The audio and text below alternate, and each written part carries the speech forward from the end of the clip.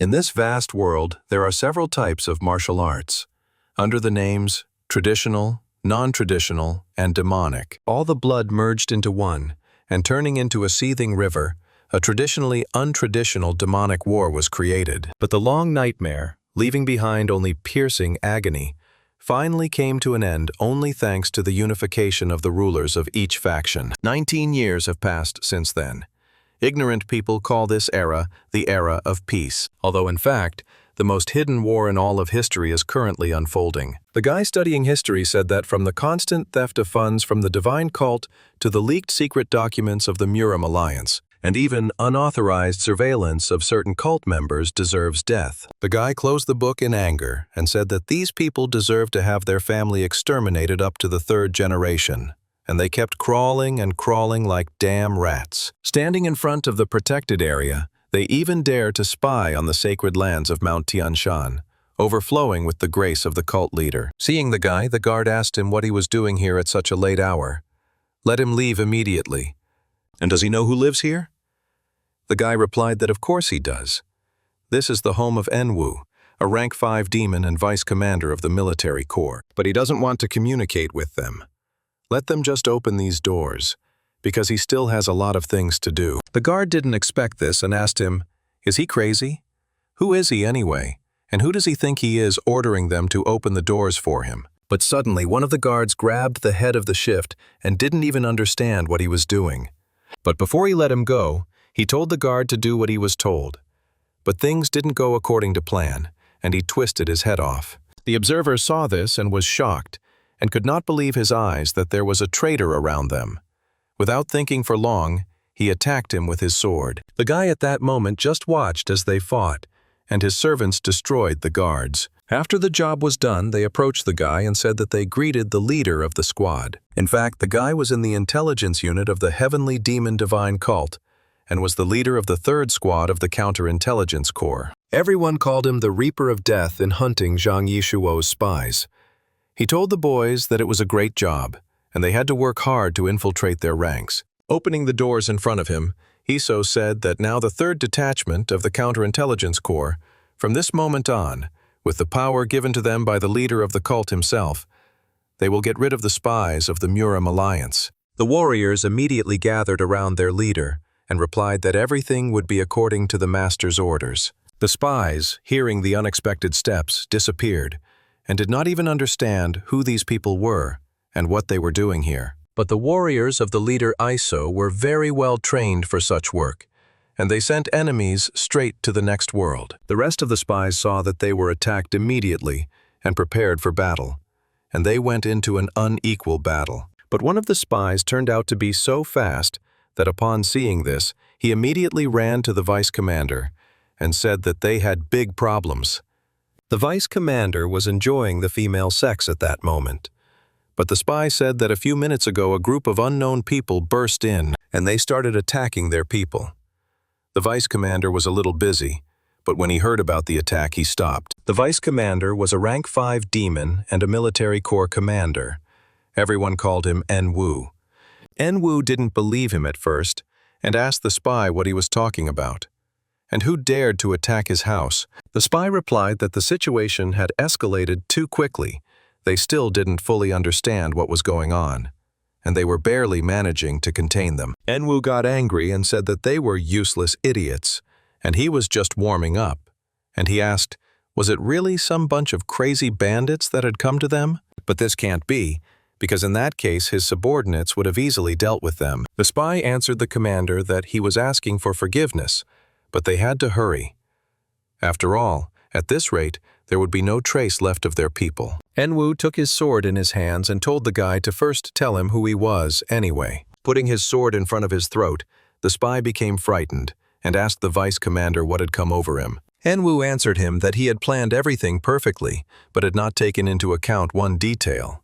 After all, he perfectly remembers everything that belongs to him: his money, treasures, women with whom he spent the night, and even the lowest lackeys under his command.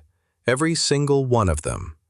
But be that as it may, he does not recall ever having seen his face. Enwu said he would ask again, who was he?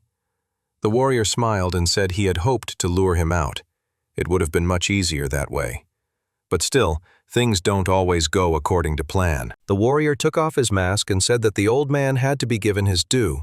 When things got tough, he grasped everything on the fly. Enwu, seeing the guy's real face, was not even surprised and immediately understood who he was. He said that it was impossible.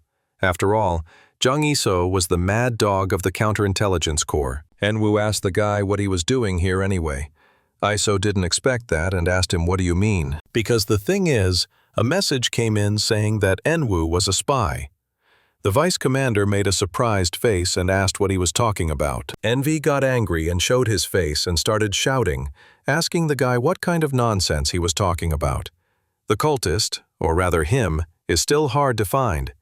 And the guy still dares to call him a spy? Iso replied that about a week ago, near Hubei province, Enwu attacked a trade caravan, right? But that's not all. Enwu killed all the merchants and raped the women. Enwu was not surprised and asked, "What's wrong with that?" The guy himself understands everything perfectly well. In their cult, this is just one of the traditional ways to have fun. Nothing more. And why was he suddenly acting like a righteous man? But Iso said that they had also received intelligence that these traders were connected to the Muram alliance, and the so-called way to have fun was just a cover so that he could contact his handlers, wasn't it? He deliberately attacked this caravan to meet his contact. And what ruthless spies there are these days. Enwu asked, "What kind of accusations are these anyway?" He has never given any reason to doubt his loyalty, and let him show the evidence now, where the clues are. He can't do this to him based only on baseless guesses. Iso told him not to worry. They already had all the evidence they needed. And from such a message with the official seal of the Muram alliance hidden in his chambers, to all the treasures he got for his work as a spy, and every last coin. And so he knows they have some damn good guys serving them. Enwu was immediately surprised and thought only about the secret message from the Muram alliance and the treasures. And he did not understand how all these things ended up in his house, but he thought about it and realized that there was definitely something wrong here. Even if the counterintelligence corps was acting under direct orders from the cult leader, they wouldn't act so recklessly, without any proper procedures. And he gets the feeling that this whole performance was originally staged just to get him arrested. But who had done this, he wondered, and who could have set him up like this? No one would have gone to such lengths to get rid of him. Enwu saw the guy's gaze and attacked him, shouting that it was Iso, and he planned everything. Enwu did not spare him, and was ready to fight until his last breath, and lured his forces to destroy him. But Iso turned out to be a little stronger than his enemy, and squatting under him, grabbed his arm and broke it. And then he began to turn it in different directions, in order to specifically tear it away from Enwu's body. Iso stuck him in the ground and asked what trick he was talking about, and how could a spy shout such righteous nonsense?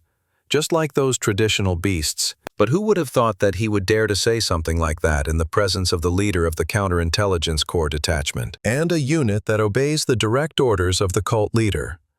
Iso has told him to kneel down and accept his fate immediately, and he is about to announce the cult leader's decree. Opening the decree in front of him, Iso told Enwu, the fifth-rank demon, that the truth about his betrayal, which had reached him through their informants, was extremely unfortunate news, and according to the doctrine of their cult, he will be punished accordingly. Enwu grabbed his sword and cut Iso's decree and ordered him to shut his mouth. Iso immediately turned around and asked him how he dared to desecrate the decree of their leader, and he, as the leader of the third squad of the counterintelligence corps, and according to their doctrine, he must eliminate the spy Enwu. But Enwu realized that he would be killed and began to run away, even jumping over the roof of his house. He knew he had to run. After all, this was the mad dog himself, and not a single person this psycho accused of betrayal had ever returned alive. And he has no idea why Iso decided to pull this trick on him. But if he's going to survive, he needs to get out of here as fast as possible, and he would deal with the false accusations a little later. But suddenly Iso used his skills, and at a long distance, like a beam, pierced his chest with his sword. Enwu didn't even understand how it happened. Suddenly he felt very hot, and his whole body became weak. But Iso didn't stop there. Using his wire, he pulled it along Enwu's body and jumped out, tearing it into small pieces, and he said that this was an immediate execution. But finally Enwu could ask who ordered it. But it was too late for that, because Iso had done his job. But Iso smiled one last time in front of his dead body, and in his head he knew that it was the wrong question. But he should have asked why he was chosen. And as he had said earlier, it was quite a common thing, being falsely accused of a crime and then dying in vain. That happens all the time in this damn cult. After such a victory, Iso became the reconnaissance unit of the divine cult of the Heavenly Demon, the leader of the 3rd Detachment of the Counterintelligence Corps, and now also the spies of the Marima Alliance. After the work was done, Iso went to the outskirts of the 10,000 mountains of the Heavenly Demon cult. But he was not left without work, and after pulling the cart up the mountain, he let him go and said that it was very heavy. And in the end, he almost dislocated his shoulder trying to drag everything alone. But he thought, is it even possible to imagine a job harder than this? Looking at the cart and seeing the shine, he said that Enwu turned out to be a pig, and his intuition did not fail him. And he certainly loved to eat, but he was an excellent member of the cult of the Heavenly Demon. Iso gave him the honor and told him to rest in peace, and he would definitely take care of his money. But after such difficult work, he calmed down and said that he would deal with the rest a little later. But after that, he opened the doors to his house and suddenly saw that there was a hair from the doorway on his fingers, still in place as he had left it. Iso immediately began to inspect and saw that the arrangement of the tables, the folds in the carpet, and even the cobwebs by the windows were all in their places. He's decided to leave it all for later, and the reason he's so concerned about security is because he's a spy. To be more precise, he is a member of a secret organization of the Murim Alliance called the Hidden Pavilion. But after signing the peace treaty 19 years ago, the leader of the alliance, Murim, could not fully trust the sinister groups. And that is why, in order to prepare for the future, he founded a secret organization. It was made up entirely of people who had undergone rigorous training. This organization had carried out countless secret missions. Several of its members were sent to the lands of evil and demons with the sole mission of awaiting further instructions. And by a rare coincidence, he is one of them. But do they want to know what his mission is? And now he gets angry every time he remembers this, and why he still hasn't received any mission. But of course, earning money and having a bunch of subordinates is extremely pleasant. But living for 14 years without any support is simply unbearable, and thanks to the acquired skill, he was able to provide himself with a comfortable life. Or so it only seemed to him. But suddenly, Iso felt that someone was watching him, and at the moment, he is in the room. Iso thought, what kind of impudent fellow is this? He didn't want to attract much attention and immediately sent his knife at him. But the spy turned out to be a little smarter and faster. Seeing that he had been noticed, he destroyed the roof of the house and jumped out. After that, Iso saw that the guy had disappeared, and he wondered why he hadn't noticed his movements. But everything turned out to be much more complicated. The guy was still in the room, and using his moment, he immediately attacked Iso. Iso saw him out of the corner of his eye and dodged, but he already noticed that this guy was strong, and if he let his guard down, he could die. But Iso didn't waste time either and began to defend himself. The guy turned out to be one of the best warriors and struck with great speed. At that moment, Iso got a little carried away and got a wound right in the shoulder, and he continued to simply defend himself from the guy's blows. Suddenly, the guy also became a little distracted and saw that he was already wrapped in the thread of a flying dagger.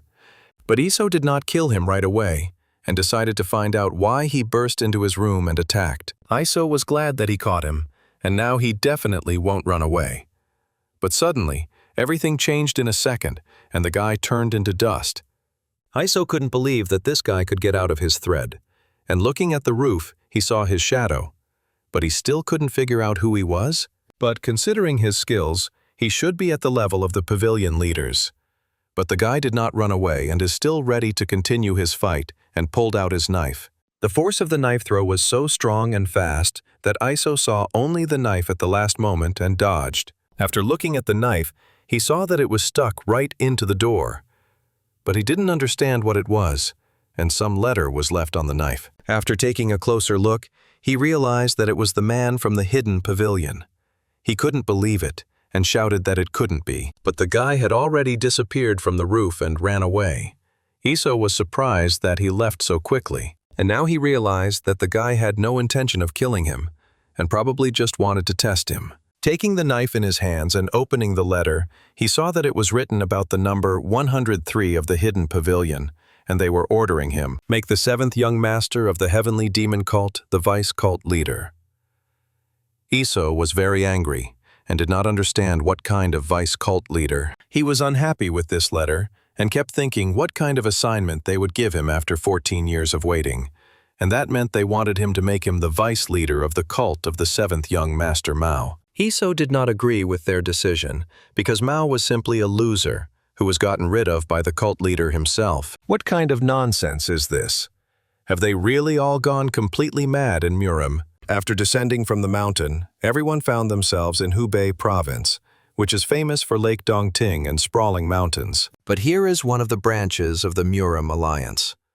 From the outside, this place looks like an ordinary government institution. However, this is just a camouflage to confuse outsiders. The whole truth is hidden under the estate itself. But in fact, this place is the base of the hidden pavilion, the most powerful intelligence unit of the Murim Alliance. And here, even the names are confidential. Suddenly, the vice leader of the hidden pavilion, Jigal Somi, came into the room. Somi said that she had just received a report from the contact they had sent to the 10,000 Mountains region, and he delivered their order to number 103. And yet, she has one question for her grandfather. Jigal-san, former advisor to the Marima Alliance, asked her, "What is this manner of speech?" He was already tired of repeating. Here they must separate the personal from the public, and she still dares to call herself the vice leader of their pavilion? Somi realized her mistake and asked the leader for forgiveness, but he thought about the past when they walked here together. Everything was fine. But now it means everything is different. But he is always unpredictable as the leader of the pavilion.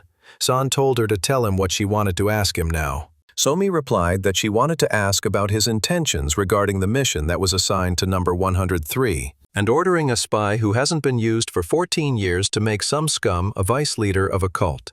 Is that even possible? San replied that even though she is a top talent of this era, she still has a lot to learn. And now he asked the vice leader of the pavilion how long she thought the peace in Murim would last. Somi was surprised by such a question and froze.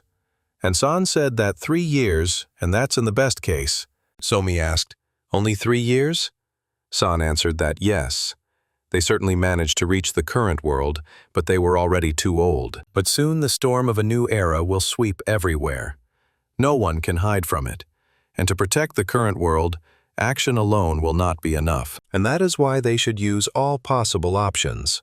And in other words, number 103 is just one of the possible options that they can use. And very soon, Jin Uguan, the leader of the heavenly demon cult, will choose a vice leader of the cult from among his 7 offspring. And the most likely candidates for this position are the cold and calculating first young master, the charismatic and devoted second young master, and the third young mistress, known for her intelligence. But each of these 3 is extremely good. If any of them inherits the cult of the heavenly demon, the second traditional, non-traditional demon war will begin. And that means that after 19 years, the seeds that the hidden pavilion planted will finally bear fruit.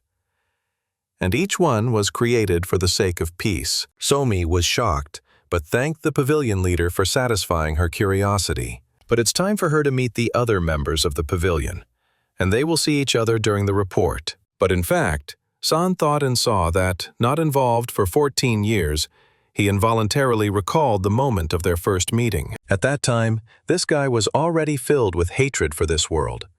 However, because of the love for his only relative, he chose to live in the shadows. But in exchange for this, his youngest was accepted into a good family, and Somi, but no one left him unused. After all, he is one of the best students. In the entire history of the Hidden Pavilion, who at the age of 14 has already honed the technique of the elders, and whom the leader of the alliance himself recognized as a heavenly genius, but the most lethal blade, which was hidden until this very moment. And now San can't wait to meet number 103, and he is even very interested in how much he has grown. After all, many years have passed, and time spares no one. A few hours ago, Iso arrived at the settlement of the heavenly demon cult's artisans. He knew that the more he thought about it, the more irritated he became. And these old men from the Murim Alliance had thrown them into this remote mountain valley, and now they were giving such orders. And they even sent him an extremely experienced martial artist, who was rare to find even in a hidden pavilion. And did they really want to make sure that they hadn't forgotten? On the very day he became a member of the hidden pavilion, on the condition that the younger one would be accepted into a good family, poisonous centipedes were sealed inside his heart. And from that moment on, he became a puppet, only allowed to go in the direction their blade pointed. And then Iso decided that he had to act. He had no other choice anyway, and for now he would start from here. But every self-respecting spy must have a network of useful connections, and the key ones are the group that cleans up crime scenes after missions, and the White Crow Pavilion, a group secretly engaged in spreading the latest news from the Central Plains, disguised as an ordinary tavern near the 10,000 Mountains. But the River Willow Guest House, and there is this place. From the outside, it looks like an ordinary educational pavilion. But in reality, only a select few know its secret. This place sells all the secrets of the celestial demon cult. But this is the Jeagle Training Pavilion, and who would have thought that they would conduct their business so brazenly, using the name of the prestigious traditional Jeagle clan as a showcase, and their audacity never ceases to amaze him. And considering that they make their living from such a dubious business among the hot-tempered members of the celestial demon cult, he supposes he should expect no less courage from them. Entering the building, he saw a girl and thought that someone had arrived here before him. And one of the most important skills of a spy is the ability to evaluate other people with a minimum amount of information. And she's just below his chin. Flawless, silky hair, and an elegant line of neck that draws attention to itself. But the average person would be captivated by this beauty. But if he allows all this to cloud his vision, he will miss his main point, but the true essence of the man standing in front of him. The girl saw the guy and asked what he was staring at. Iso apologized and asked her forgiveness, and he replied that he was a little distracted by his gaze. It was rare to see such an exquisite disguise in these parts. The girl did not understand him and asked what he was talking about. Iso replied that, whatever it was, he was glad to meet them, and would she tell him what book she had come here for. And perhaps she came here for a secret guide on how to bewitch her beloved. And if that's really the case, he might have some advice for her. And now, he'll look at the book because it should be here somewhere. The girl put her hand on the book and said that it was very vulgar. But who would have thought that girls would be harassed even in such a place? The girl used her powers and magic and continued to say that she hoped he was prepared for the consequences of his actions. Iso turned around and replied that he was always ready. But if she really wanted to tie her life to this scum, it's no longer his concern. Although he personally thinks it would be a huge loss for her. The girl got angry and started insulting him and told him to watch his mouth. Of course, if he didn't want an early death. The girl did not continue to talk to him, and when leaving, she deliberately bumped into him with her shoulder. Iso was surprised and did not expect that she was so cruel, but he said it was unbearable passion, and these are the kind of girls he likes. And maybe they'll meet again someday, and if she needs her recommendations again. Iso smiled and realized that for the first time he had done quite well. But suddenly after her came Jagal Gviren and said that he thought what kind of madman had started all this fuss in broad daylight. And it turned out to be Iso. Iso remembered that Jagal Gviren was a brash shopkeeper, a native of the 10,000 Mountains, the heart of the heavenly demon cult, and a man who called himself a descendant of Jagal Lian. Gviren said that who allowed him to behave like that with his esteemed guest? But Iso asked him in return, why is he always so hot-tempered? Gviren told him not to worry about it, and it would be better to get straight to the point. Iso was not even surprised and said that Gviren is an old man who is very strict, and immediately put coins on the table and in return he asks for a biography. Gviren was surprised and asked, whose biography? Iso answered that the little demon of 10,000 Mountains was needed. The old man asked the boy what part he was interested in. The boy replied that of course the whole thing. Gviren asked if he was up to something bad again. The guy asked him in return, why was he so interested? Did he want to join? Gviren told the boy to stop talking nonsense and follow him. But for that information, they would need to go to another compartment. Opening the secret entrance in front of him, Gavirin said that given who they were talking about, many discoveries awaited them. A few hours later, Iso had already filled a bag of books for his information and was slowly reading them. But the same girl who had been in the library earlier saw him again, reading and eating in a crowded place. But the girl was not alone, and asked the servant if he had managed to find out what information he had acquired from Guirin. Phantom Guardian rank 3. Naraka replied that, on her orders, he questioned Guirin about the man's intentions. However, Guirin replied that he could not reveal this information to him. The girl looked at him angrily and asked if he was serious. Naraka replied that he did, and he believed that Guirin did not answer him because he had some connection with this man. And should they take other measures? The girl replied that no, let him leave him. He had already given them the answer they needed. And what if Guirin refused to answer even his questions? There was only one group of people in this cult that he would not mention: her father and his 7 offspring. And now it's getting more interesting. And not only was he able to see the mask created by the best technicians of their cult, but he also deftly diffused the situation with the killer, who was about to finish her off. And now he's sticking his nose into their affairs. The girl ordered Naraka to find out everything he could about this man. His lineage, his connections. She wanted to know everything. This girl turned out to be the Snowflower Sword Empress' 3rd daughter, named Saharin. Iso at this point closed the book and said that this would be enough for a general understanding of matters. And Saharin doesn't have to worry, because they will meet her again soon. After all, she is the first step of his plan. 3rd young Miss Heron is the smartest and most talented among the 10,000 mountains.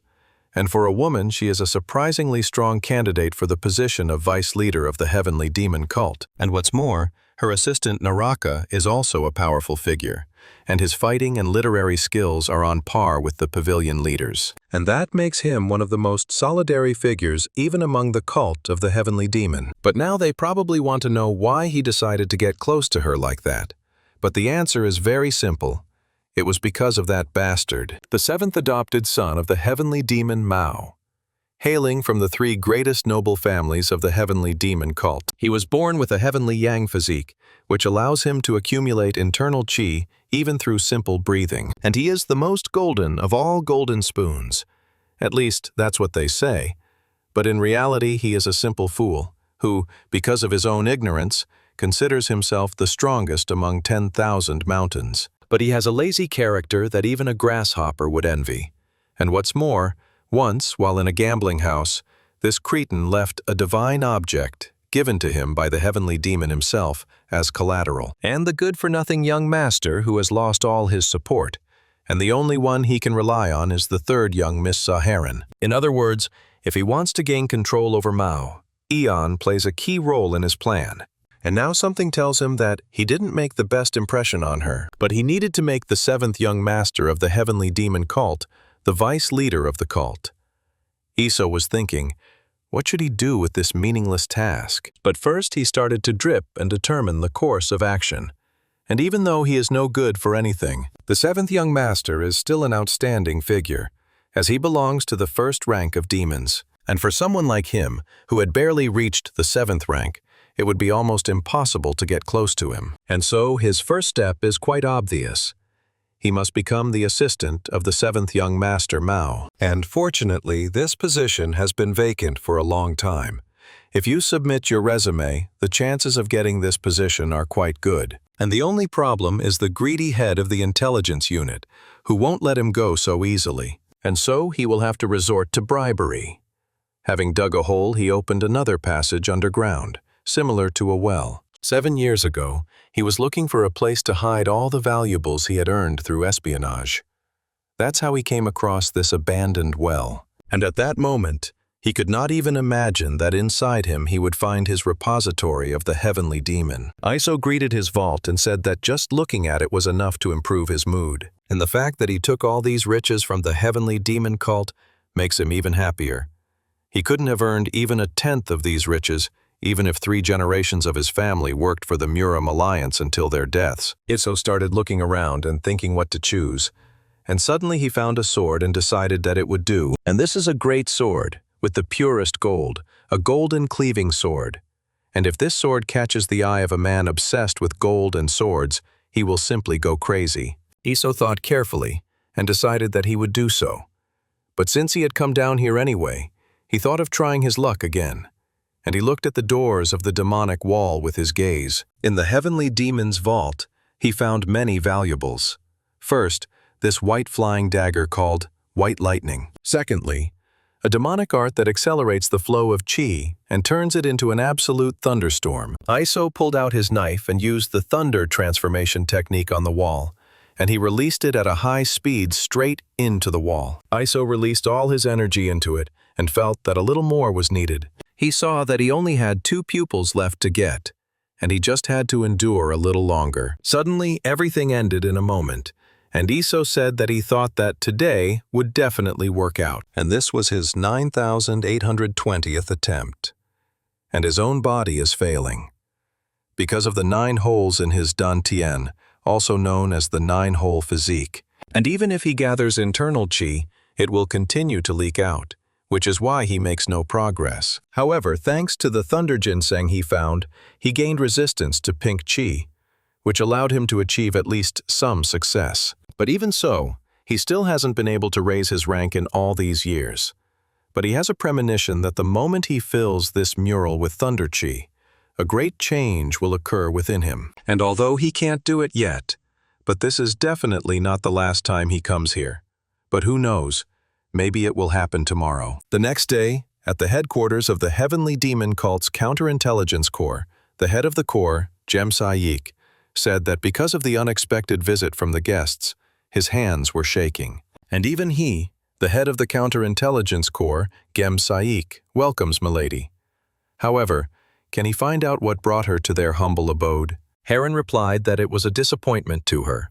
Could they really only visit each other for business? Or is it because he, the leader, has become very close to his 2 older brothers lately, and is now very irritated by her visit? Sayik replied, how could such a humble man as he be associated with the young gentleman? After all, he's only following the orders of the man who pays him a salary. Heron said she hopes that salary is worth the risk he puts his life at. And be that as it may, today she came to him for another reason, and she will immediately get down to business. And she's interested in the leader of the 3rd squad, Zhang Yiso. And it was the leader who sent him? But otherwise, the head of the Counterintelligence Corps would have no reason to dig into their affairs. Sayik asked, to dig into her affairs? Is he talking about Zhang Yiso now? Of course, he was asking this only to avoid any misunderstandings. He would never give such an order. He hadn't even thought about it, and her statement shocked him greatly.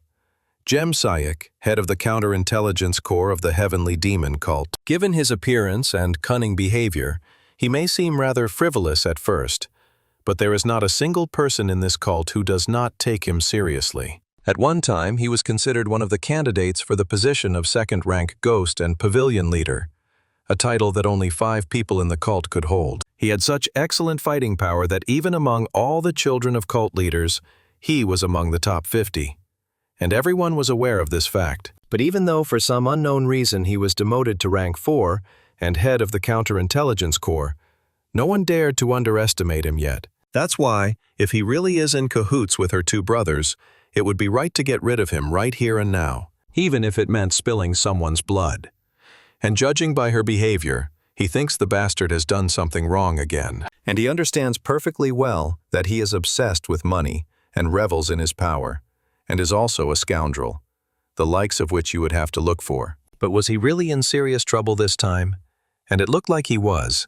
Sayik said he had no idea what she was talking about. However, as far as he understands, she came here to get information about this man. To put it simply, when it comes to solving various issues, this guy is a real genius. Heron replied that she very much hoped that was not all the information he had on him. And you see, her politeness has its limits. Sack said that of course she could ask how he dared to treat her like that. But first he wanted to clarify one thing. And did she, by any chance, extort money from him? And perhaps she somehow insulted him to his face, or even resorted to violence. Naraka asked the chief what kind of nonsense he was talking about. Who did he think the young lady was? Sayik replied that if her answer was no, it would be a great relief to him.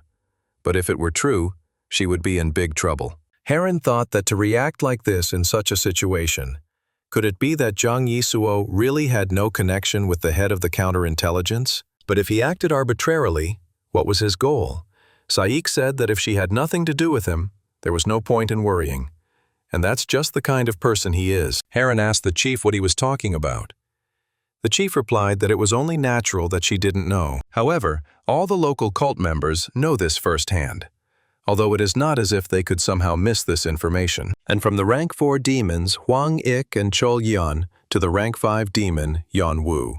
And no matter how powerful they were, and no matter how strange it was, anyone who was on bad terms with Iso, and he was exposed as a spy, and with the help of irrefutable evidence, and she thinks that he doesn't need to explain how it all ended for them. After all, she already knows. And isn't that professional work? That's why they gave him a fitting nickname. And if something goes wrong, whoever his opponent is, Iso will bite him with all his fangs until he dies. After all, he himself is a mad dog. However, he would never turn those fangs on the young lady, and perhaps she should not get involved with him after all. Although this is nothing more than advice from a stupid mentor to his former student. Therefore, he will not mind if she ignores it. Heron replied that if he didn't know what was going on, he should just forget about it, and she would personally reprimand him. And if he is innocent, he will live. Otherwise, they will not meet again. So they will simply forget about everything. Isn't that how the leader managed to survive all this time? And suddenly Iso came and started shouting at the leader that it was him. Saik, hearing his voice, was immediately shocked that everything had turned out this way for them. Heron was shocked and immediately recognized that voice. The chief asked Iso why he decided to show up at work, and what a nightmare it was. The head immediately told his guest to immediately hide behind this screen. Naraka was surprised and asked, "What kind of rudeness is this? And how dare he speak to the mistress in such a tone? And it's not for nothing that they say, 'Strike while the iron is hot.' Isn't this a great opportunity to take a look at the guy they're about to reprimand?" The chief said that they should stay here for now. In the meantime, he would find out what the guy was up to. But let them behave quietly. Naraka did not understand why the leader treated them like that, and why he put them in the closet. Iso was also shocked because he was shouting and the chief was not responding. But the chief did not pay attention to him and just continued drinking. But the guy was confused and asked what kind of demonstration of silence this was. This is usually how spies react when they are caught red-handed. The boss got angry and asked him in response, "What does red-handed mean? And what was he doing here anyway? Who allowed them to break into his office without permission?" Iso asked, since when did he need it? And what was going on with the head today? Is he hiding some girl here? Naraka used a hidden voice and asked the lady what they will do. Let him just give the order, and he would make him pay for his rudeness. Heron replied that for now they were just watching, and they will find out whether the head of counterintelligence really was not aware of his actions, or whether he is connected with someone else. This is their chance to find out the truth. Iso told the chief that he was a bit too irritable today. But then he dropped it and handed over a paper asking the chief to approve it, and he would leave immediately. The chief was surprised and asked, "What is this? A request for a search warrant?" And asked, "Who is he targeting this time?" And once he even sacrificed his day off to come here. Iso replied that there was nothing like that, and maybe the head will put his stamp on it. He is also quite busy, actually.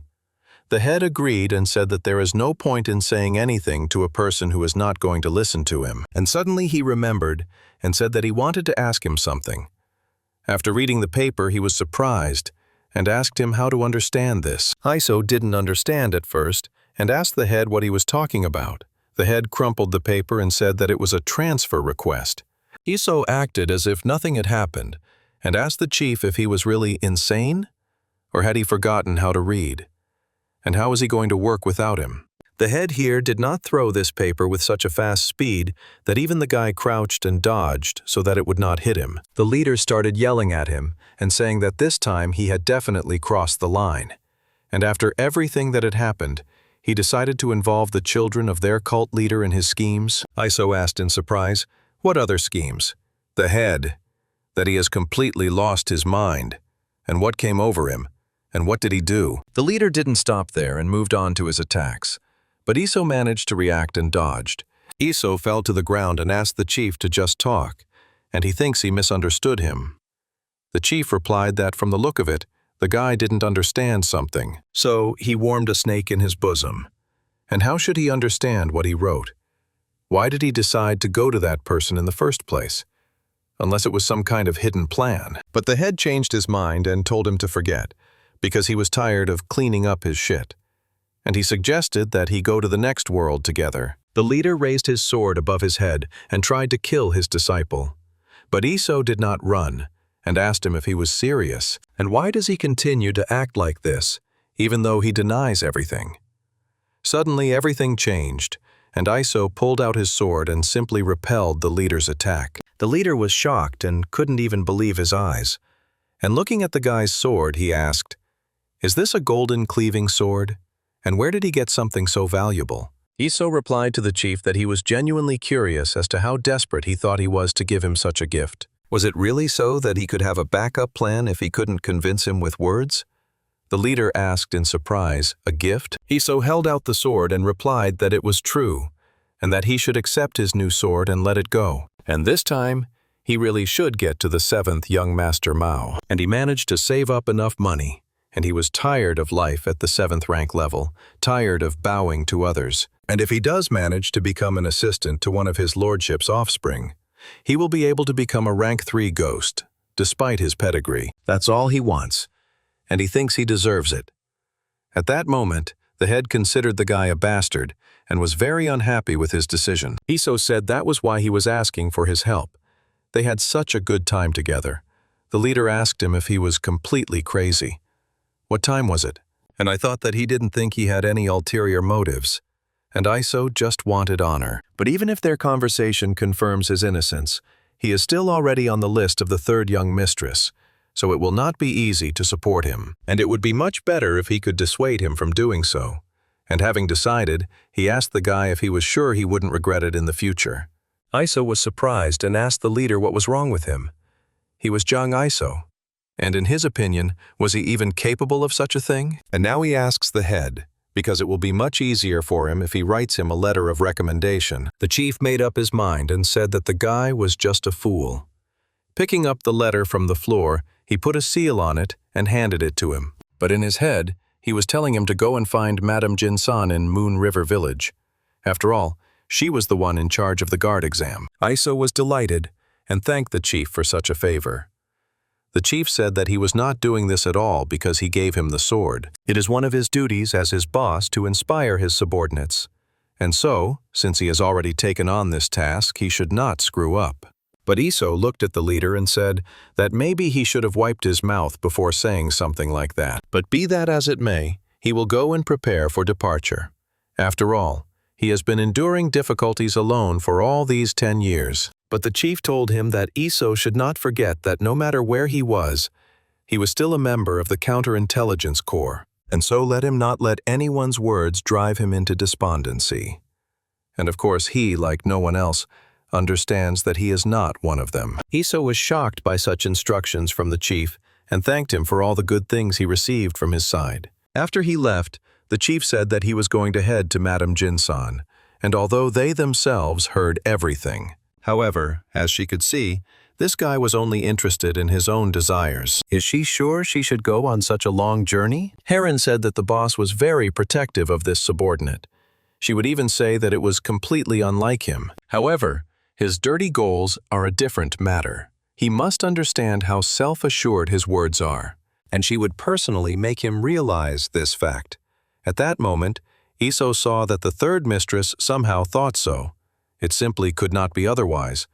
The position of guard is not suitable for everyone, and although it would be better to say that this position cannot be recommended to every person, in fact, a guardian is a person who is destined to become the right and left hand of a rank 1 demon, the strongest member of the cult. If the one he serves is given the position of leader, the guardian is subordinate only to him and has power over all other people. And that is why only outstanding personalities are suitable to serve as assistants to the young masters. From Naraki, one of the former leaders of the 5-Dragon Pavilion, to Huangsa, who caused chaos in the martial arts world, there is not a single assistant who has not made a name for himself. But given the third young mistress's serious nature, he could imagine how hard it was for her to accept the fact that she was a rank 7 representative, who decided to apply for this position after harassing a girl in the library, and most likely, she will try to punish him under the guise of an exam, all for the sake of maintaining discipline on Mount Tien.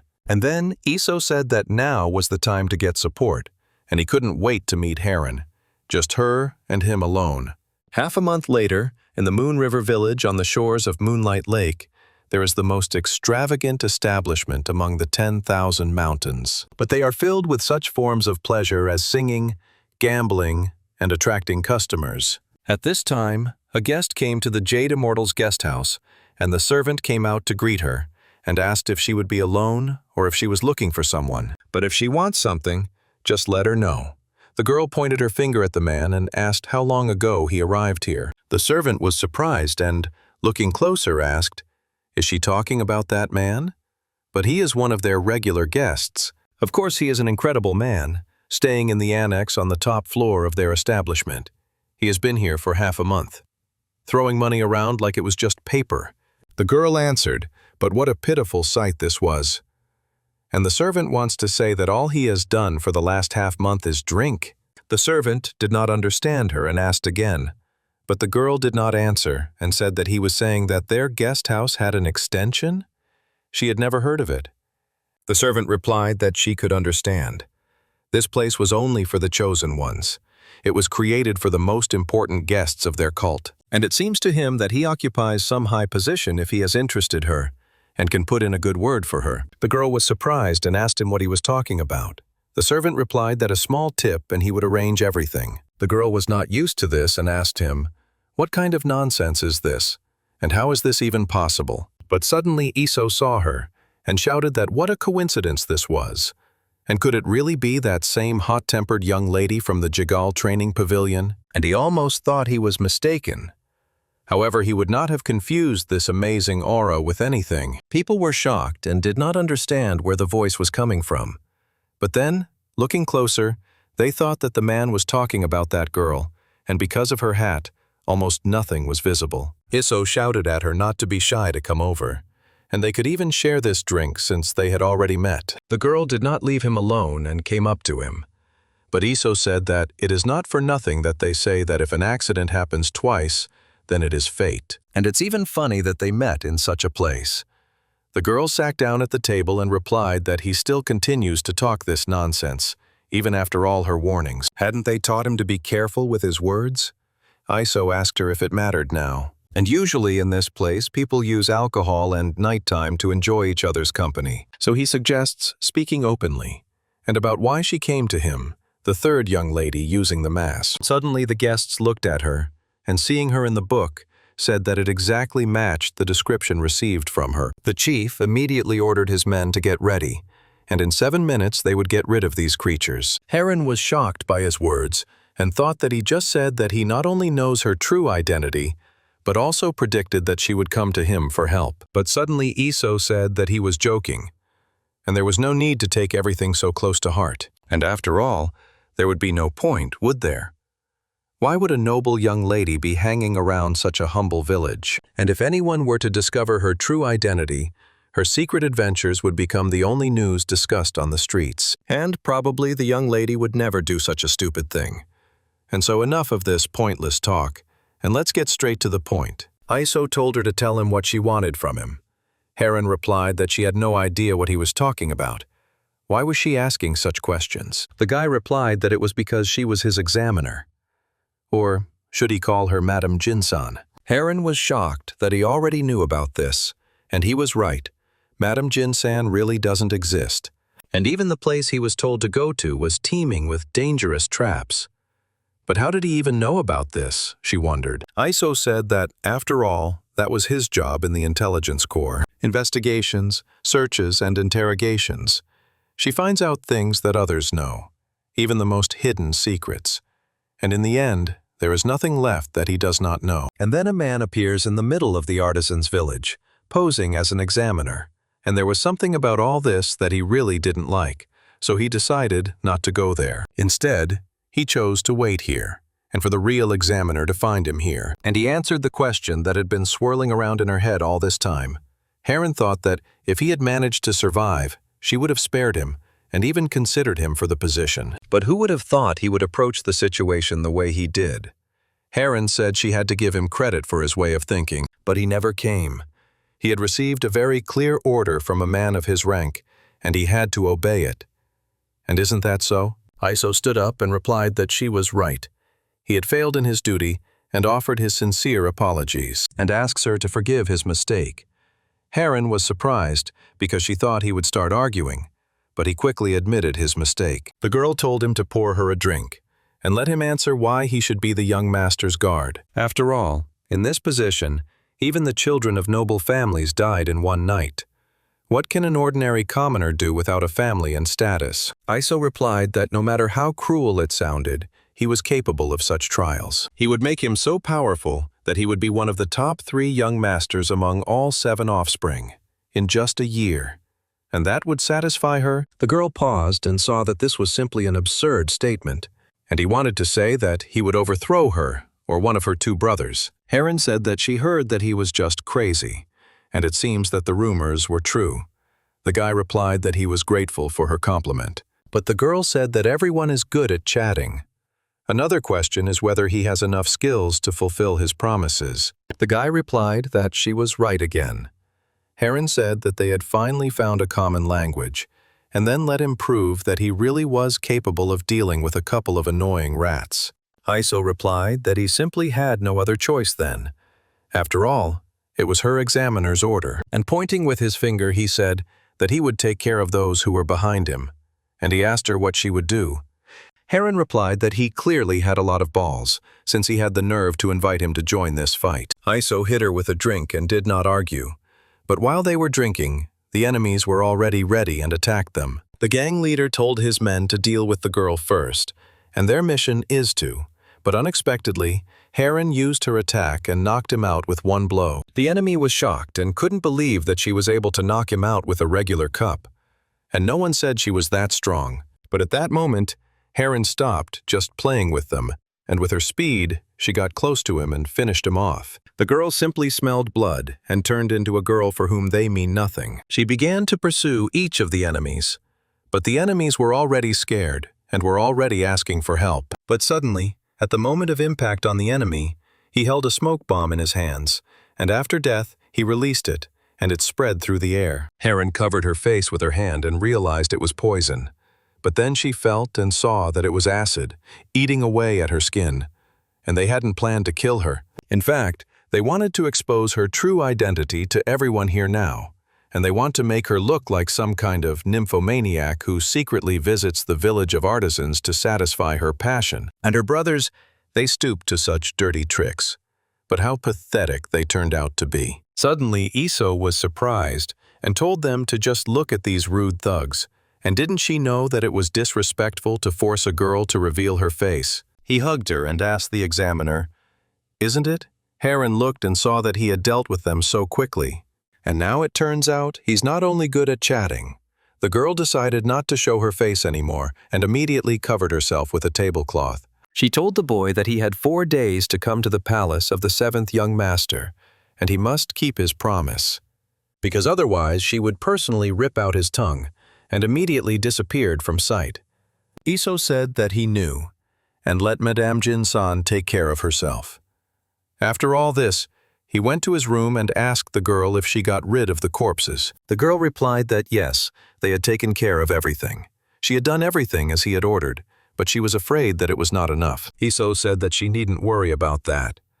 Of course, it was a shame that, during all the chaos, someone had broken expensive furniture, but the guys had played their part just fine, and everything went according to plan. After that, Iso opened the book and said that according to the trading book, she had managed to greatly improve her efficiency again. And such a level cannot be achieved without putting in effort. Apparently, she worked extremely hard, Hongran. Hongran told the master that he was too kind to her, and even if the task were many times more difficult, Was there anything in this world that she couldn't handle? Hongran is the owner of the Jade Immortal Guest House, and she will do everything to repay his kindness. After all, she became who she is only thanks to him. Iso said that she was up to her old tricks again. Maybe she'll stop talking like that. He told her that they both benefited from it, although he can't say that he doesn't understand her. This girl's real name is Mo Yunran. The heavenly demon cult kidnapped her before she even reached adulthood. In the Marima world, she had long been considered missing, and he saved her during one of his missions. And for some reason they've been together ever since. And now, thanks to his support and her innate intelligence, she has become the owner of Moon River Village, and now serves him as his right hand. And if someone asked him to describe their relationship, he would call it mutually beneficial, a relationship where one benefits at the expense of the other. Even though he has the feeling that she sees them differently, Iso said that no matter what, she was a good girl. Now let her tell about all the stories that happened in the guest house of the Jade Immortal. Spies have several ways to obtain information. Sometimes they buy it from local informants. Sometimes they use the covert support of one of the organizations. But a spy like him, dropped into the heart of enemy territory, needs a more long-term and reliable personal source of information. And that was why he had gone to great lengths to obtain the Jade Immortal's guest house. Hongran told the master that she had collected all the necessary information as he had ordered. The current state of the heavenly demon cult could be described as the calm before the storm. Iso replied that he expected something like that, and that further developments depended on who would become the next vice leader of the cult. And most of all, this concerns the actions of the two strongest factions in the cult of the heavenly demon, the 7 sages, who are in charge of the courts and the groups, and the 5 dragons who control the administration. And these 2 main forces are the hottest topic of discussion, and their support could influence which of the offspring wins this competition. And what will Hongran say? In her opinion, which side will each of their factions take? Hongran replied that, in her humble opinion, the first young master, Jaeon Mugi, was pedantic and cruel in everything he did, and at the moment he is considered the clear leader. On the other hand, the second young master Muhan Song, every action is literally filled with a piece of his soul, and he treats his subordinates as friends, which helps him win more and more followers. And that's why she believes that the elders, who value stability, will support Mugi, and the group of 5 dragons, who dream of change, will support Muhan Song. Iso asked, that is, in her opinion, their opinions will be divided due to the temperaments of the 2 young lords. But then, what will happen to the 3rd young mistress? As far as he knows, the current leader trusts her the most, so that even though true talent is hidden, it still shines. Hongran replied that it was obvious that she had outstanding qualities that stood out even among the young lords. However, at this rate, she is isolating herself even more. Chun Muni and Muhan Song may find her temperament dangerous, and first of all, they will try to get rid of her, and in the best case, there is 6 months. The chance that she will die during this time is extremely high. Iso listened to her and understood that his prognosis was exactly the same, but they couldn't let her die so early. After all, he needs her as a shield, at least until Mao is secure in his position. Iso decided to go out and run some errands and ask the girl how things were with Mao. Was everything still as bad? Hongran replied that yes, they treat him as a special guest, asking for nothing in return, as the master had asked. But he comes here every day with some bandits, has fun with them, drinks, and because of him, their establishment suffers big losses. Iso listened and ordered that they continue to indulge him for now. After all, very soon they would squeeze him dry and return everything he had managed to take. And so, after a few days, there was a gloomy bamboo forest on the southern border of the Moon Speech Village, and somewhere in the depths of this forest stood an unsightly-looking estate. The poor old man told the chief that he really didn't want to come here, but he was ordered to deliver a message to him. That's how it happened. The young gentleman called the old man a messenger and ordered him to repeat what he had said. "Is there someone coming here in a few days?" The old man replied that the 3rd young lady had said that she would send an assistant that she had personally selected for him, and she said that this was a talented person who had been carefully selected, and she also asked him to greet him properly. The young gentleman hugged the old man and asked what he was talking about, And what greeting was he talking about? And doesn't he know what happened to the previous so-called assistants she sent him? And how many days does the old man think it will take them to leave this place in tears and snot? The old man began to hit the gentleman's hands and replied that he could not breathe. The young master said that since his sister had already decided to send him another assistant, he couldn't just throw him out of here. The gentleman asked what his name was. The old man remembered and replied that his name was Jung Yiso. The gentleman said that he believes he has some kind of title, and given his background, he is most likely not the pavilion leader. And is it possible that he is some kind of vice leader? The old man replied that no, he was not the vice leader of the pavilion. He was the leader of the 3rd detachment of the counterintelligence corps. The gentleman was very surprised and asked him to repeat it again. Does he really mean by squad leader a position far removed from pavilion leader? That is, literally no one? A person who is lower in the hierarchy than even a regular captain. The old man answered the gentleman that everything was correct, but the gentleman got angry and said that he would ask just in case. Maybe someone was behind him? Or is he some illegitimate son of a famous family? The old man replied that as far as he knew, no, he is just an ordinary commoner from the outskirts. The gentleman felt a little funny and asked, "A commoner?"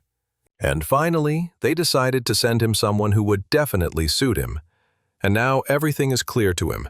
After all, he was wondering why his sister decided to send him a new assistant, and she must have heard about his financial difficulties and decided to send some poor fool whom he could use to earn some money. And now he bets that it is so. A person as wise as she would never send someone like him to him without a good reason. And he asked the old man if he was right.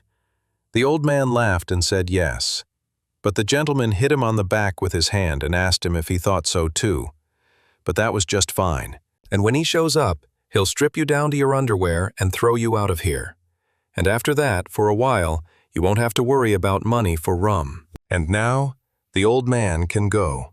And let him convey his gratitude to his sister. But before he goes, let him give the money. And everything he has. After this, the old man came out and opened his bag and threw out all the dirt from it, saying that this was exactly why he didn't want to come. After all, this scoundrel turned out to be an even bigger idiot than he heard. And it seems to him that there is something wrong with his head. And although he looks more like a child, he is still not quite sure that he can be called lucky. In fact, if he was a complete scumbag, he would have killed him, even though he was the target of his mission.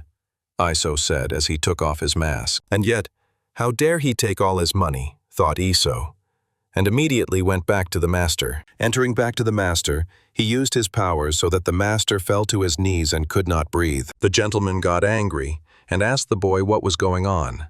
Iso knew he couldn't let him get away with it, and it was time for the first lesson.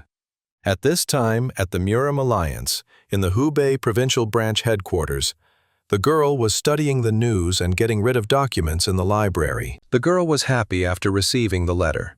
After all, she saw that the implementation operation in each of the regions was going according to plan. And at this rate, they will be able to create a much stronger intelligence network in the territories of the non-traditional faction and the heavenly demon cult. But she thought, why insist on wearing a mask at all, if only she could come in here?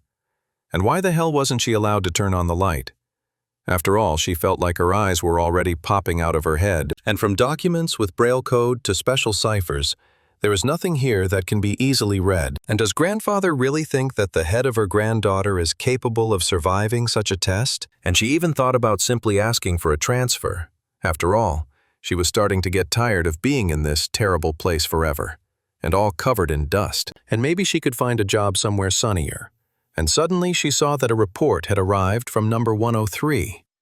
And had he finally gotten to work?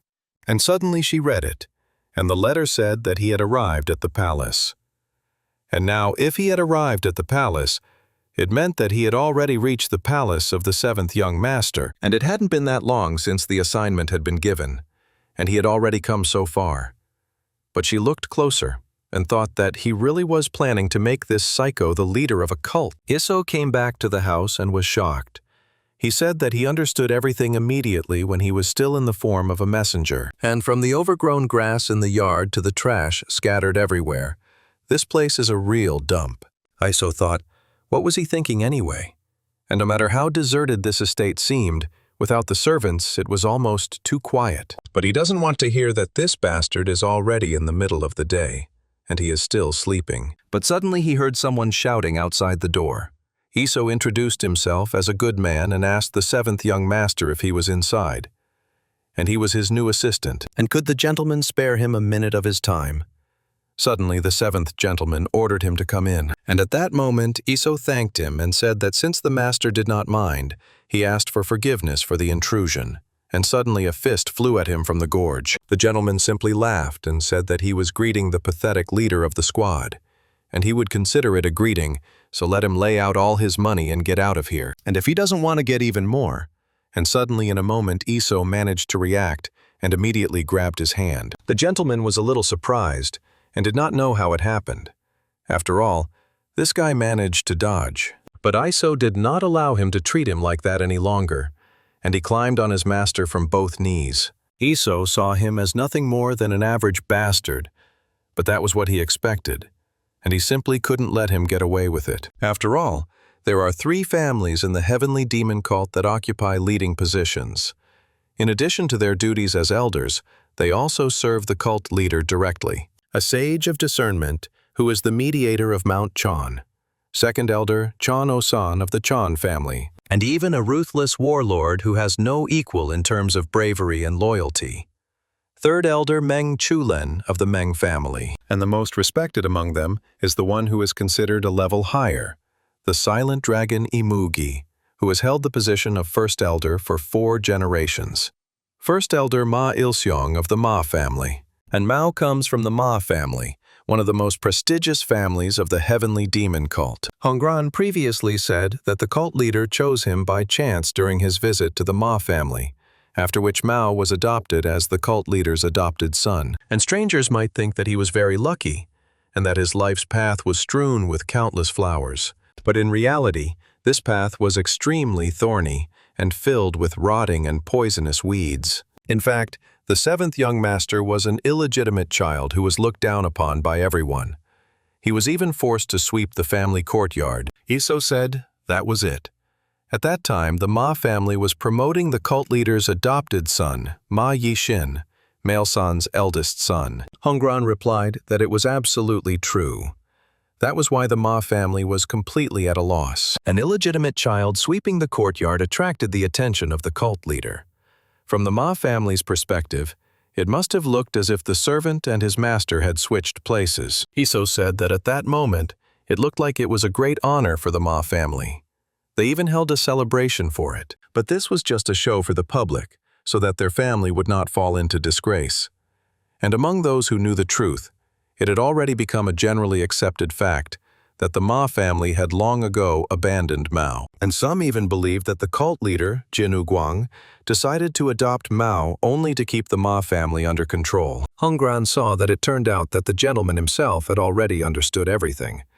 After all, countless informants had sweated their eyes out to obtain this information. And my lord, is there any detail about the cult of the heavenly demon that has escaped his attention? Hongran told the master that everything was correct, and considering that the first elder, Ma Ilseong, supported the first young master Chong Mugi instead of Mao, and it's safe to say that it's almost officially confirmed. Iso replied, "What a ruthless old man." And even though Mao is a half-breed, he is still his flesh and blood. But the old man still continues to treat him with such disdain. Iso wondered if they really wanted to make this idiot the leader of the cult. And what was this old geezer, the leader of the hidden pavilion, planning? And has he really become completely senile? But in essence, this would definitely not have happened to him. But be that as it may, this bastard Mao is just another criminal with his own tearful backstory. And now Iso remembered that he had just one method that would be perfect for training such a scumbag. The 7th gentleman asked what the hell was going on here. Iso replied that how was that even possible? He is the 7th young master. The thing is, he thought that the master was attacked and reacted without even thinking. Iso said that he didn't mean to disrespect him the first time they met, and he really is sorry. And he's about to die of shame. The 7th gentleman raised his head and told the guy he was crazy, and immediately passed out and fell to the ground. Afterwards, Iso told Mao that he was pleased to meet him and hoped that they would become friends. A few hours later, Mao came to his senses and screamed, asking what had happened. Looking around the room, he saw that he was in his own quarters. But let them not say that this psycho made his bed and left, and even fixed the door. And he became generally interested in what was wrong with him. And suddenly he saw a letter on the bed that was left. Iso wrote to the gentleman that he looked extremely tired, so he decided to take his leave. And they will return in a couple of days to greet him again with all the formalities. Mao got angry and mentally told Iso's assistant that they would do just that. But who did he think he was to give him an order? Mao tore his letter into little pieces and said that this pathetic squad leader had gone completely crazy. And if you think about it, this crazy asshole, and he's pretty sure he wasn't imagining it, he was definitely smiling at that moment. After admitting this, he became even more angry and said that he was not so simple. But let Iso just wait. He would give him an unforgettable greeting. But in this place there was a city called Tien Shan. This is the birthplace and gathering place of all members of the cult of the heavenly demon. And since this place is a hotbed of the demonic path, tens of thousands of cult members who swore allegiance to their leader took root here, and thus formed their own small country. But in this way, the control of the new religion did not affect everyone. Some factions could easily form their organizations here and accumulate power. And this place is one of those groups. The Black Dragon faction led by Yun Tae, a former rank 6 ghost. They have been dominating Manhwa village for quite some time. It can be said that this organization has a very solid foundation. At this moment, Black Dragon faction leader Yun Tae saw the 7th Lord and thought, "What's going on here? And why is he in such a mood?" But first, he needs to defuse the situation. Tai turned to the 7th young master and asked what brought him to their humble abode. They were just gambling among themselves. If he was bored, he could join in. Mao asked if he thought he was in the mood for it now. Tae was scared and replied that he was not, and apologized. Mao told him to forget it, because he had something for them. Someone was bothering him and he wanted them to deal with him. His name is Jung Yi-so, and from tomorrow he will be taking over as his assistant. Tae thought for a moment and told the master that if he is his assistant, it means that he is at least a rank 3 ghost, and he wants them to deal with such a monster. And all the other warriors even wondered what they did to the master. Tae asked, "But what can they do? They have already taken on another task, and he is afraid that they will not be able to help him with this problem yet. And if it was really urgent, he could ask someone else." But Mao got angry and slammed his fist on the table. But the blow was so strong and ominous that with one blow the table broke into 2 parts. Tae was shocked that he broke a table with his bare hands, and a 120-kilogram table with metal reinforcement. Mao asked him if he was sure they couldn't help. Tae got scared and replied that of course they could. They had plenty of free time, and anyway, they are just ordinary scum. What can they possibly do against his assistant? Mao told the boy that he hadn't learned anything yet, but he was already shaking with fear. Wasn't he tired of whining yet? After all, the person he was talking about was a rank 7 ghost, so... But Tae was surprised and asked in surprise, "A rank 7 ghost? And this person should become his assistant?" The master replied that he had said exactly that. Tae was also angry and asked where that bastard had come from, and for some 7th rank ghost to spoil the young master's mood. And let the gentleman not worry, he will remember this lesson for a long time. Mao asked the boy if he had a sudden surge of confidence, but then he'll be waiting for them tomorrow morning, and let them take someone stronger with them. And if they're late, they're done for. Tai replied that everything would be as it should be. They wouldn't dare to be late. And finally, let the master take care of himself. After all this, the guy sighed and said that finally this scoundrel had left. He only comes here when he needs something. But in any case, we need to gather people. And what was the name of that rank 7 ghost? The warrior replied, "Zhang Yiso." Suddenly Tae turned to the warrior and asked, "Who is he? Doesn't he know that only the leaders can attend the meeting with the young master?" The warrior apologized and said that he was new and therefore did not know, and was already leaving. Tae looked at him and saw how children were these days, but he wondered how long they had this guy. After the guy closed the door, he took off his mask and said that Mao was just a boor. and although it was not surprising, he always behaved like that. But that was a good thing. He would say that this level of defiance was necessary. Otherwise, training him would be a bloody bore. The next day, Tae came to the master and said that he had gathered people. Mao asked, "Are they sure they have everything ready?" The warrior replied that he would never fail with his order, and he brought here the strongest and seasoned guys. And of course, I wouldn't like to brag, but in the Tiger Dragon faction he once belonged to, a rank 7 ghost would only be good for the role of a horseshoe polisher. And this assistant of the master is not their equal, and he guarantees that very soon he will be apologizing to him on his knees. And he'll be lucky if he doesn't wet his pants. And suddenly the warriors told the boss that the guy was here. And then Mao said that the so-called leader of the squad, Zhang Yiso, had finally arrived. Iso was not afraid of anyone and stood right in front of the biggest warrior. The warrior said that he heard that the boy dared to bother the 7th young master. It was the leader of the Tiger Dragon group, Som. Iso replied that it was probably true, but who was he? After all, such wide-set eyes meant he had a very good field of view. The warrior replied that his name was Som. Iso was not surprised and said that this name suited him perfectly. He had no doubt about it. Iso asked them if they were sure that Somu had a place in the Black Dragon faction. He would have understood if it was Vyun. The catfish got angry and asked the guy how he dared compare him to some fish. Did he want to die?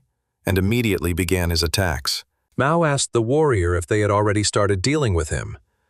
Tae replied that he had asked them to wait for the master to arrive, and now he believes that they simply could not restrain themselves. And sometimes they really do whatever they want, but only because they are endlessly loyal to the young master. But when they went outside, they saw a picture of Iso knocking out one of the strongest of the group. Iso looked through his pockets and said that Som, as a bandit, had 2 empty pockets, and there was nothing to take from him. Mao suddenly came up to him and asked, "Who is he?"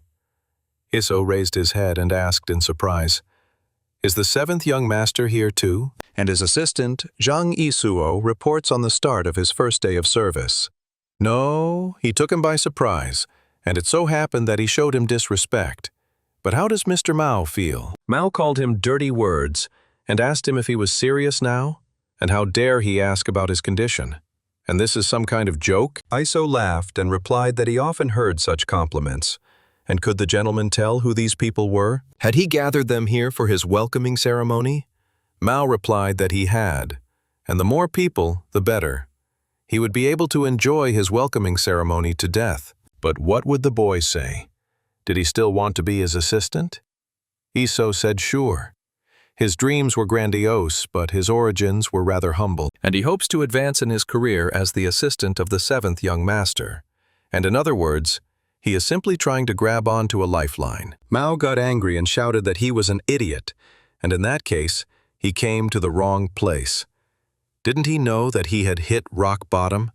Iso told Mr. Mao that he didn't have to worry about that. In fact, the boy knew that he knew him better than anyone else.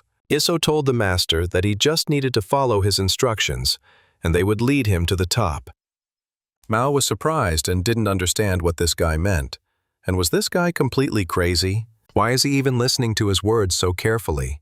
He's just trash. A pathetic 7th rank ghost. But Mao turned to his servants and asked, "How long are they going to stand there stupidly? Let them get to work already." Tae answered the master out of fear that he understood. After this, Tae immediately got angry at his warriors and asked why they were standing there. Let them quickly get to work and give him a warm welcome. All the warriors immediately after such an order, all at once, attacked him. Iso asked the young master, what did he say? The more the better, right? And now he sees that he and Mr. Mao think alike. Tae suddenly raised his head to the sky and asked, not understanding, "What is this?" At that moment he shouted that something was approaching them. Iso stood still at that moment and waited for his subordinates to help. The soldiers asked who they were, and was this really an ambush? And suddenly one of them recognized Iso's guise and said that these were the blood-red robes of the Counterintelligence Corps. Iso said they had arrived here so quickly. When did he manage to call them, the boy thought. And now that all the guests were here, it was time for the real welcoming ceremony. And suddenly the head came out and told Iso that he was a beast. After all, He doesn't understand how to understand this. That is, he didn't take him into account? Mao was shocked at this moment because Jem Sayik, the head of the Counterintelligence Corps, came to him, and the master of Sister Heron, one of the few chosen ones who have access to personal audiences with the cult leader, and he is one of the strongest representatives of the new generation. But what is a man of his caliber doing here? And isn't Iso just an ordinary leader of some squad? The chief turned to Mao and introduced himself, saying that he, the head of the Counterintelligence Corps, welcomed him. The warriors also knelt down and said that they welcomed the seventh young master. Mao was surprised and asked, "Why the same?" The chief replied that even if he left his home, he was still a member of their family, and so he came here to put in a good word for him in front of him. And he would also like to check out his future place of residence. And as far as he understands, there are no special expenses expected here. And this option suits him perfectly. Tai was scared at that moment and realized that he was finished. And who would have thought that a pathetic rank 7 ghost would turn out to be a member of a fierce counterintelligence? And what's more, if the head of counterintelligence himself is so worried about him, it means that he is one of the key figures for him. He got involved with the wrong person. But suddenly Iso looked at them, calling them scum, and asked, "Are they still here? Can't they see that respectable people are hanging out here? Or should he personally teach them a lesson about when not to interfere in other people's affairs?" Tay immediately told the young master that scum like them clearly had no business being here. Mao was surprised and asked what he was talking about. But Tay was already running away and shouting after him that he was grateful to the master for everything. But they were already leaving. Mao got angry and asked where they were running. Iso was looking at Mao at that moment and told him to look carefully, because this is the reality. But when he was around, they acted as if they were completely loyal to him. However, this was just an act, reinforced by the title of the seventh young master, an ordinary sandcastle that could crumble at the slightest touch. In the end, he is just an arrogant and pathetic bastard who does not have a single loyal subordinate, despite all the time they spent together. And the first step in his training is to make him aware of this fact. The leader told the boy that this is what he meant by his debut, and usually he lets him in on his business, so he even decided that he had some problems. And breaking his will on the very first day is clearly his style. But Iso told the chief that if he had finished, he would have asked him to leave. Even if Mao was his master in name only, he would not want to make a bigger scandal out of it. The chief replied that he was just about to leave, and he wished the guy to take care of himself. And if suddenly it seemed to him that this job was beyond him, they were always ready to take him back. Left alone, Mao asked the guy who he was anyway, and it was quite obvious that he was quite an influential figure. But then, why would he become his subordinate? And what did it mean to bring him to the top? Iso answered, "What an obvious question. Who in his opinion is above him within the demonic cult? And this is the vice leader of the demonic cult, and the person who will sooner or later take the place of the cult leader and rule the whole world. So he wants to make him the vice leader of the cult." Mao was shocked and asked if there was something wrong with the guy's head. Iso replied that he often hears that. However, these are just unfounded accusations. The gentleman started shouting and saying that it turns out he's just a fucking chatterbox. And how does he plan to make him vice leader, especially being a rank 7 ghost? But when, where, and how would it happen? What made him think it was even possible? Iso told him he called it absurd, but he was still considering various methods, and it seemed he was interested in his proposal. Mao replied that no, he just wanted to hear how much more nonsense the guy could come up with. Iso replied that in that case, he would have to clean up a bit to initiate the plan. And as the gentleman could understand, at the moment he was surrounded only by useless flies. And it would have been much easier for them if his other relationships had also been normal. But he had ruined his relationships not only with the sect, but also with his blood relatives. After these words, Mao simply went berserk and attacked the guy, shouting at him not to talk about it. But Iso simply stood in place at that moment, and with one hand easily stopped Mao's attack. Iso said it was simply disgraceful. And to give in to the simplest provocation is one thing, but to put all your strength into a blow so that it has no effect. Both his honor and his martial arts were in terrible condition. Mao was shocked and thought, how could such a weakling block his blow? and with such ease. Iso didn't try too hard, and with a little energy he made a counterattack and threw the gentleman aside. Iso asked him if he understood now, how insignificant his power was, venerable seventh young master. But it was all right. After all, he had a new teacher now. The boy extended his hand and said that first they would need to teach him manners. After that, he would help him gain self-esteem and also help him improve his martial arts. And he will make everyone recognize him. Mao was a little surprised, and the word about being recognized was fixed in his ears. He immediately remembered how his elders had told him to remember this for the rest of his life. If he were to walk around not knowing his place, he would get a good beating. Suddenly, Mao flared up and, heading at great speed towards the guy, at the last moment he moved to the side and jumped into the sky, running away. Mao ran away and shouted after him to stop talking nonsense. Iso asked, did he just run away in the end? And how is he going to survive in this insidious, demonic cult without balls? But he thinks he can be let go this time. He heard that he has the best energy center in the entire demon cult, and it was quite good for a normal strike filled with only internal chi. But looking at his hand, he was surprised that such potential could not be found even on Mount Tien. But why does the demonic cult ignore him so much? Even if he is the child of a mistress, he was still chosen by the cult leader himself. Iso clenched his fist and said that he would find out about it during their next meeting, and for now, he would leave their violent master alone. At least for a while. And now it was time to clean up his surroundings. Mao arrived in the city and was very upset. He started shouting in front of everyone that he was about to die of shame. After all, he understood that being beaten by an unknown seventh-rank ghost, listening to all this nonsense about honor and martial arts, about how it would lead him to the top. But what upsets him most is that he actually listened to the words of this idiot, even if only for a short time, although he, like no one else, understands how ridiculous those words are. Suddenly, someone came up to him and asked who they had here. Could it really be the seventh young gentleman himself? The boy asked. Mao turned around and immediately recognized the guy. But the guy started laughing and said that it was not a surprising meeting. He was just about to visit him, and just fine. He was just about to ask the pride of their cult for a small favor. This guy turned out to be a distant relative of the Ma family, and was at rank 9.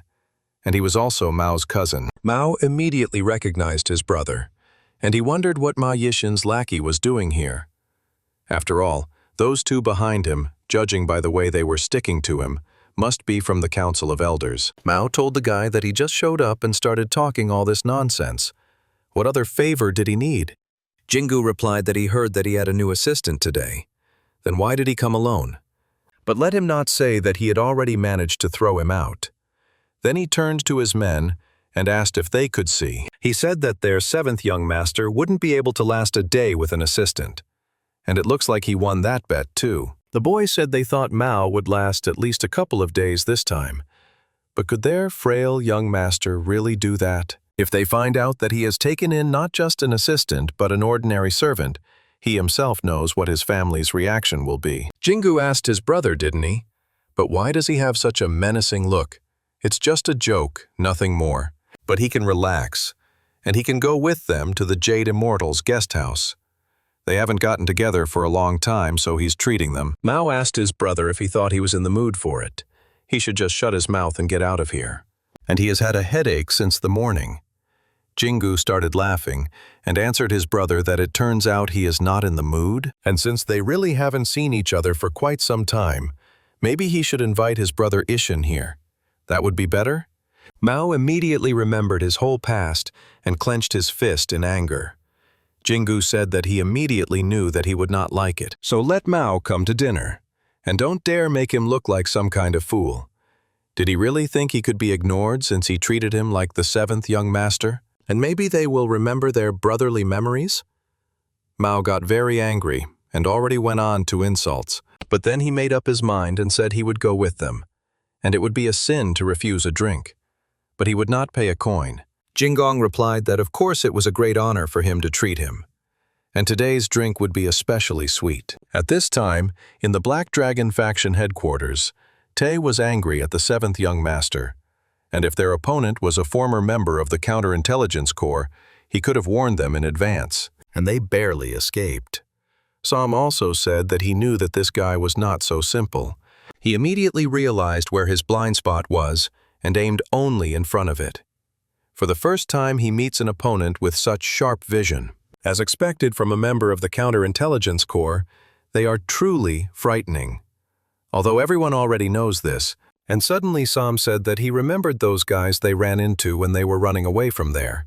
He knows who they are. Tae asked him who he was talking about. Sam asked him back, had he forgotten already? He was talking about the guys they saw on the street. Dressed in fashionable clothes, they still looked like white crows. He was absolutely sure that Ma Jingu was among them. Tae heard this and asked the guy, is he talking about those assholes from the Ma family branch? Is he really sure about this? Could he have made a mistake? Sam replied that he was sure. He was damn famous. He wouldn't have confused him with anyone. But was he shocked? He just thought that he had come there from the Black Demon Pavilion to help the seventh young master, so he decided to mention it. Tae didn't believe it and said that he wouldn't do that. Does he even know how the Ma clan treated the seventh young master? Sam didn't understand and asked him what he was talking about. Tae remembered and replied that of course he didn't know. Even he only heard about it during his stay in the Tiger Dragon group. It's extremely secret information. In the end, they killed everyone from his assistants to his servants. Everyone who was connected to the palace of the seventh child. They sent assassins there, who slaughtered everyone there. Sam was surprised and asked everyone. Tae replied that yes. And the seventh gentleman lives alone for a reason. He was just tired of watching everyone, and he thought that everything had calmed down and they had lost interest in him. But then, this Ma Jingu appeared. What were they planning this time? And suddenly the door opened unexpectedly, and Iso said that he was just passing by. But their conversation seemed extremely interesting to him. And why don't they tell him everything in more detail? At this time, Brother was saying at the table that he felt as if their seventh young master had not eaten all day. And they asked him if he was tired of stuffing his mouth so much. Mao asked, "What's wrong with that?" His brother said it was all at his expense. Had he really changed his mind? Jingu replied that no. Let him eat as much as he wants. He himself almost ate his fill, watching his master eat. And suddenly he asked the seventh young gentleman if he had ever seen the owner of this establishment. Mao asked him in return why he decided to talk about her. Jingu replied that he had heard that she was incredibly beautiful, and maybe that's why it's so hard to see her. And money won't help. Maybe it's all about rank? No. Her connections go too deep. And what was he getting at? Couldn't the young master pull some strings for them? Mao was surprised and asked, what was he talking about? Jingu replied that they had to think about their family's reputation, so they couldn't just go around asking questions. But if it's him, no matter what kind of mess he makes, no one will say anything, right? So, couldn't he use a little of his influence for them? It was getting pretty late, and the night air was pretty cold, and it would be just wonderful to spend this night in the company of the local owner, alone. Mao asked the guy what the hell he was talking about, and if he thinks it's too late, then let him go home, wash his feet, and go to bed. There's nothing more to discuss. Or does he want her to sing him a lullaby? Is insomnia really bothering him? Jingu said no, that's not what he meant. Mao said if not, then shut up and drink your fucking liquor. And stop acting like a mongrel in heat. But Jingu got angry and put his hand under the table, lifted it up and turned it over with all the drinks and food. Jingu started shouting and saying that all this time they had been indulging him only because he was the seventh young master. And now he really thought he was worth something? And where did he learn to snap like that? Mao also stood up and said that he saw this little guy who was showing off. Jingu asked in response, was Mao really going crazy again? And what did he think would happen if he reported this to Brother Ishin? And how does he think that everyone he's recently talked to will become corpses floating in a moon river? And what does Zumab mean to him? Mao couldn't say anything and just sat down on his chair. Jingu saw this and replied that this was better, and he should have behaved like this from the very beginning. And he hopes that his brother has understood their hierarchy, and maybe he will give up his pathetic attempts. And if he dares to do something like that again, he promises him that he will call Brother Ishin at that very second. And suddenly someone behind the door said that he couldn't wait to see what would come of it. Jingu turned around and started snapping back, asking who was there and who dared to talk to him like that. And then suddenly, A knife with a rope flew out of the window, which immediately surrounded Jing's neck. And after that, Iso pulled the rope towards himself, knocking him down, and burst into the room to them. Jingu didn't understand what was going on, and how was he supposed to understand it? But Iso simply didn't let him continue speaking and stepped right on his head with his foot. Iso looked around and said that this is where the young master is, and it looks like he got there just in time. And his new assistant Iso arrived. Jingu was still pinned to the floor and begged the guy to let him go because he couldn't breathe anymore. But Iso squeezed the rope even harder and pulled towards himself. But Jingu screamed that he was dying. And then Iso said that this was the point. That was why he was doing it. And he squeezed the rope even tighter. Mao asked, "Has he completely lost his mind?" And asked Iso personally, "What is he doing? Let him go immediately. And if he really dies?"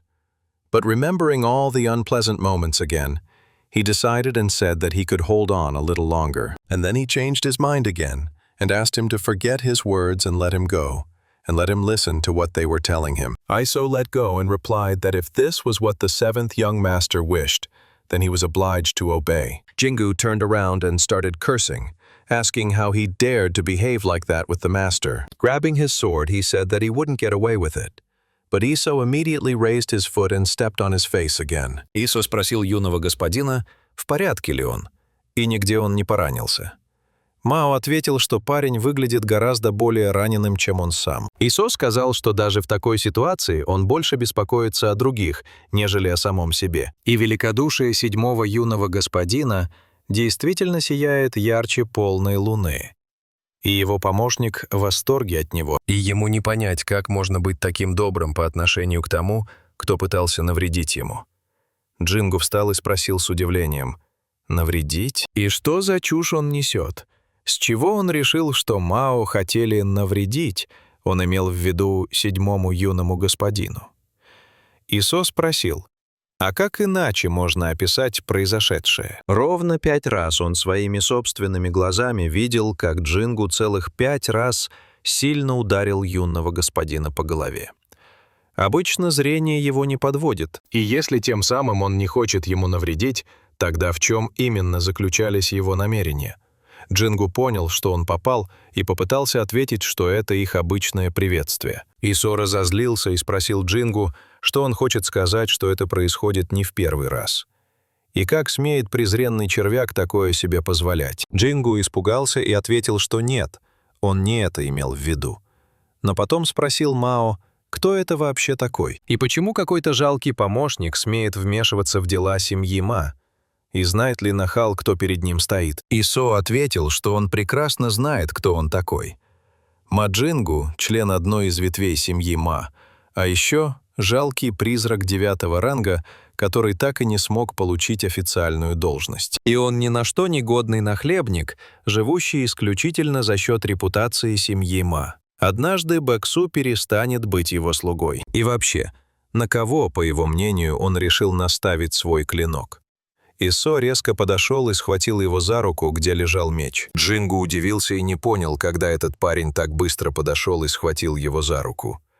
Но Исо не стал терять время и, выбив меч с рук, врезал ему прямо в грудь. Но на этом он не остановился и продолжил наносить свои сильные и мощные удары по нему. И поставив под его шею свой нож, Исо сказал, что если ему действительно дорога жизнь, он советует ему аккуратнее подбирать слова. Джингу сразу понял, что он слышал, что этот парень всего лишь призрак 7-го ранга. Так откуда в нем столько сил? Он как-то слышал, что его выбрала сама 3-я госпожа. Неужели она втайне занималась его тренировками, подумал он. И кем бы он ни был, он опасен. Джингу начал кричать «Мао», чтобы он не стоял там, столбом, и даже приказал, чтобы он избавился от этого сумасшедшего. И неужели он думает, что семья Ма будет сидеть сложа руки после того, как с ним обошлись подобным образом?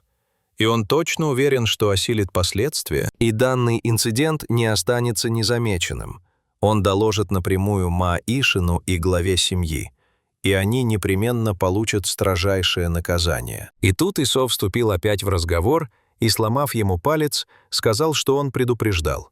Но он решил игнорировать его слова. And if he was trying to intimidate the 7th young master, the supreme leader's adopted son, an aristocrat, and a rank 1 ghost with just the name of the Ma family? And was he prepared to repeat those same words to the cult leader? Jingu replied that he was not, and that was not what he meant. Iso asked him about the head of the family. He was referring to Ma Ilsong, a rank 2 ghost, and he dared to threaten the 7th young master with such an insignificant figure? And this clearly shows the rebellious intentions of the Ma family towards the cult leader and the new religion. And he wouldn't mind if he reported this to the higher-ups himself, would he? Jingu was surprised and asked him what he was talking about. And then he suddenly changed and said that he had simply misspoke, and it just slipped out of his mouth. Iso put a knife in front of his face and said that it was a very convenient excuse.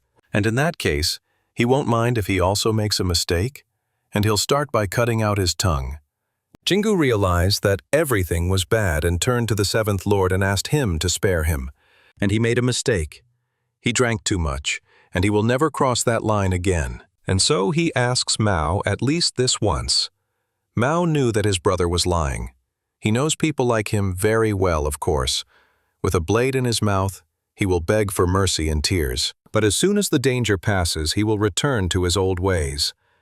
After all, he simply cannot resist it. It is in his blood. But even so, Mao thought, what can he do? This is his fate, and ordered Iso to stop and let him go. And no matter how much his words angered him, everything he said was true. Besides, they really couldn't handle the consequences, so let him throw it away. And if this continues, about half of the Moon River village will be buried. Iso accepted his words and replied that he understood everything, and he said that he happily carried out his order. But Iso didn't leave Jinga just like that, and took strength into his hands, lifted him up and threw him straight out the window. The guys were shocked and ran to the window and asked, why exactly like that? And they asked their master if he was okay. Iso asked the master what surprised him so much. He himself had told him to leave him. That is exactly what he did. Mao was shocked by what happened and asked the guy if he was completely crazy. He meant his knife, not Jingu's. From downstairs, they heard Mao yelling at the guy that he was just crazy, while Jingu was completely broken and couldn't move.